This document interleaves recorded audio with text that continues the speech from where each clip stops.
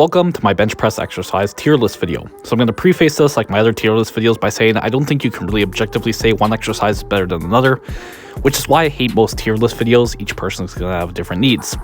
Each person has exercises they may prefer doing and thus give more effort to, countering any so-called more optimal arguments. Hence why my criteria here is just going to be a bit different. It's going to be how widely I use them in my coaching and thus how widely applicable I see them to be generally. Now let's get the first exercise on the list, the close grip bench press. You get a bit longer range of motion with this lift, and you can also get a bit of variation from the exact movement to prevent overuse. If you go with enough of a change, you can make it a pretty major triceps exercise as well. I really like this variation. I like to put this in S tier. The next variation is the wide grip bench press. Now you actually get less range of motion here, which for some people can be less fatiguing. Some people find it's better on their shoulders since you're not going as deep into flexion, but for others, it does actually work their shoulders a bit more. It does still have the benefit of preventing overuse with a slightly different movement pattern, not quite as applicable as close grip in my opinion, so I'm going C tier. Next is the tempo bench press, a slow eccentric to help you work on control. You can also work on practicing leg drive during the descent, and as well, you can manage shoulder injuries as it lowers tendon stress going slower on the descent. This is a great exercise in my opinion. I'm going with A tier. On a similar note of control is the long pause bench press. This helps on controlling the pause, a big issue for lots of powerlifters. You can use it to test out soft touch for sinking technique, and you can work on syncing your leg drive with the press to transfer momentum into the bar, plus just build speed off the chest. Again, a great exercise. I'm going with A tier. Next, we have Larson and feet up bench. I'm using these because it's a similar idea. Less leg drive and stabilization for people. This can work on control and then even setup. It also helps limit loading from less stability. This can help from a load management perspective, a lighter variation to use.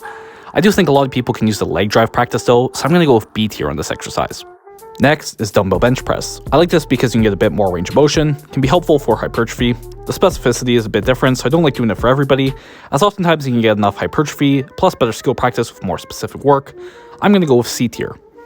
Next is incline bench press. This will work a bit more of the anterior deltoids. I've mentioned before how these do get more activated at maximal bench weights, but not submaximal ones like most people do their volume work at. Thus, I think it's underrated as a muscle to be worked on. And again, varying movements can prevent overuse. Underrated variation IMO, I'm going with B tier. Next is decline bench press, so this just uses the anterior deltoids less, not as much of a benefit, as the pecs are already getting maximally activated with bench work. You also can't really work leg drive with a normal bench, so no real reason to do this besides just enjoying it in my opinion. I'm going to go with D tier. Next is a spalda press. This is basically stopping the bar an inch or so off your chest. It helps work on control near the chest. One issue is it can be a bit hard on the shoulders, pausing in a position that loads them more. A good variation overall, I'll go with B tier because of the shoulder thing. Next is a 2-pause bench press. I use this to teach bar path, exaggerated version shown here. Whole video on that I'll link below. You pause halfway up, focusing on flaring as much as you can before the pause. Again, it can load the shoulders a bit more, so that can be a downside, and bar path tends to be more of a focus for just beginner or early intermediate lifters. Still useful, but not for all lifters, so I'm going to go with C tier. So that's basically it guys, all the variations I normally program in a tier list based on how used they are in my programs. Let me know what variations you guys like below. Please like and subscribe if you haven't already, and once again, thanks for watching.